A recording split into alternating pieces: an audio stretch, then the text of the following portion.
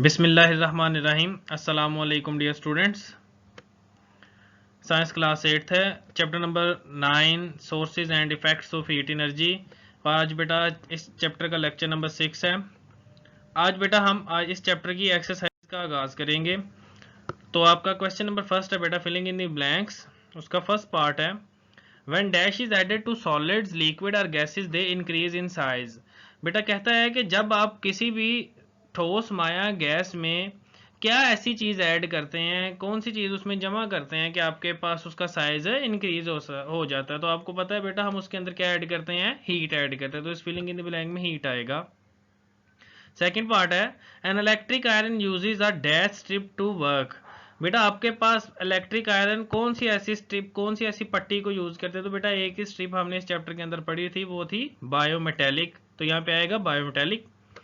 Next है, to overcome the problem of dash railway tracks are provided with gaps. बेटा आपको आप पूछ रहा है कि कौन सी ऐसी प्रॉब्लम से बचने के लिए हम जो रेलवे ट्रैक्स हैं, जो पटरियां हैं बेटा आपके पास गाड़ी की, हम उनके ऊपर आप गैप क्यों रखते हैं। तो बेटा आपके पास क्या थे, इसका आंसर थर्मल एक्सपेंशन था, यानी उनकी एक्सपेंशन से बचने के लिए, क्योंकि गर्मियों के दिनों में फैलते हैं तो इसलिए हम उससे बचने के लिए गैप्स रखते हैं।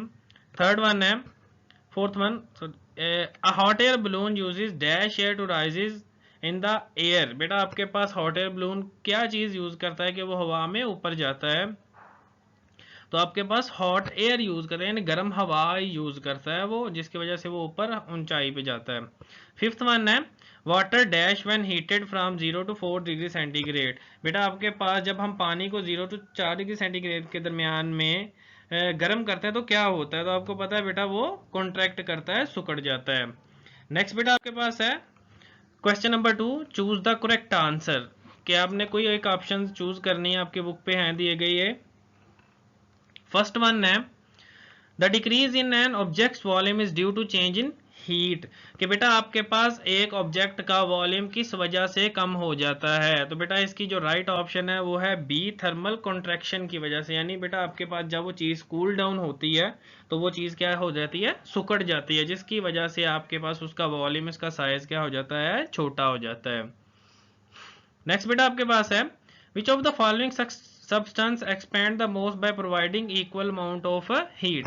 कि बेटा आपके पास ऐसी कौन सी जो चीजें हैं जिसको हम एक ही जैसी हीट दें तो आपके पास वो इक्वली एक्सपैंड करे, यानी जितनी हीट दे उतना ही वो क्या करती जाए, एक्सपैंड करती जाए। तो बेटा आपके पास वो क्या है, एयर है, ऑप्शन बी है इसका।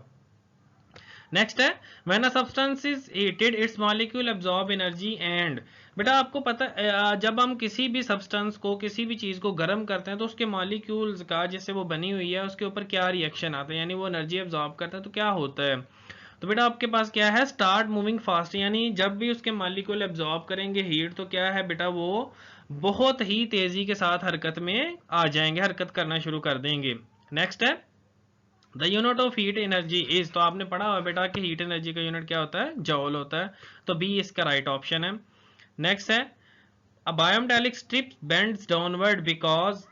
बेटा आपके पास बायोमेटालिक स्ट्रिप डाउनवर्ड क्यों जाती है। तो इसकी हमने एक ही वजह पढ़ी थी, वो थी brass expands more when hot. बेटा जब भी हम, आपके पास एक बायोमेटालिक स्ट्रिप दो चीजों का बेटा कॉम्बिनेशन था आपके पास, किसका भी, एक था आपके पास आयरन का और दूसरा किसका था, ब्रास का, पीतल का। तो बेटा आपके पास उसमें जो ब्रास था वो आपके पास आयरन से ज्यादा एक्सपेंड करता था, इसीलिए बायोमेटालिक स्ट्रिप डाउनवर्ड जाती थी। शुक्रिया बेटा, अल्लाह हाफिज।